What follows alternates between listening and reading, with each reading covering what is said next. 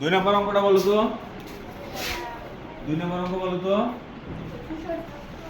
56 metre থেকে কোথায় যেতে হবে?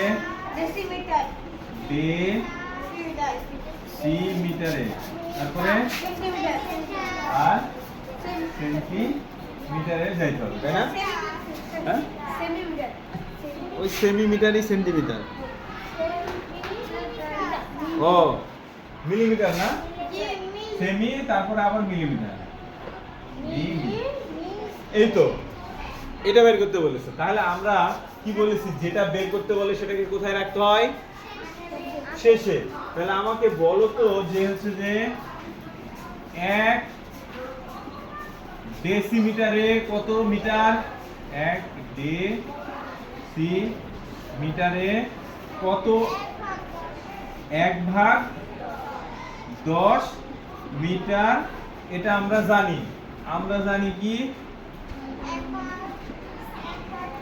আমরা জানি যে 1/10 বা অথবা 0.1 মিটার সমান 1 ডেসিমিটার। এটা আমরা জানি, আমরা এটাই লিখি 1/10। তাহলে কিসের জন্য বের করব? প্রথমে বলেছিলাম 1 এর জন্য। 1 মিটার সমান কি হবে? 1/10। তার মানে উপরের সাথে গুণ হয়ে গেলে 10ই হবে। এবার কত বলেছে? এবার বলেছে 56। কত বলেছে?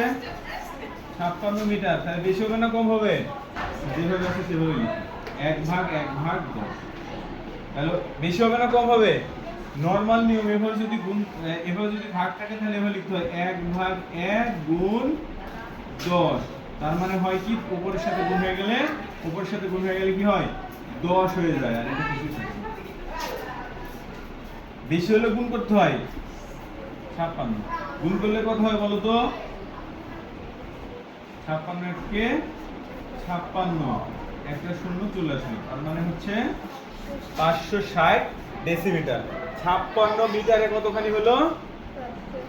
560 ডেসিমিটার। এবার কোথায় যেতে বলেছে? সেন্টিমিটারে।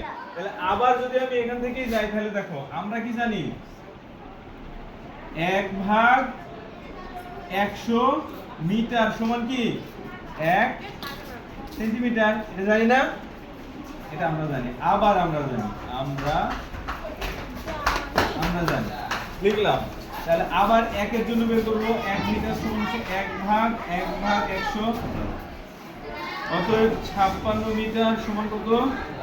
56 মিটার সমান 100 গুণ 56। তার মানে 5600। এটা কি বার হলো? সেন্টিমিটার। বুঝা গেল কি? এবার বুঝা গেল? তুমি যদি এটা জানো তাহলে এটা বের করা সম্ভব, আর যদি তুমি এটাই না জানো তাহলে বের করা যাবে না। বুঝা গেল? তাহলে আবার যদি মিলিমিটারে যাইতে চাই, তাহলে আবার আমরা জানি 1/1000 মিটার সমান 1 মিলিমিটার। অতএব 1 মিটার সমান 1/1000। অতএব 56 সমান হচ্ছে যে 1000 গুণ 56। তার মানে হচ্ছে যে 56000। 56 মিটার সমান কি হলো? 56 মিটার সমান কি হলো?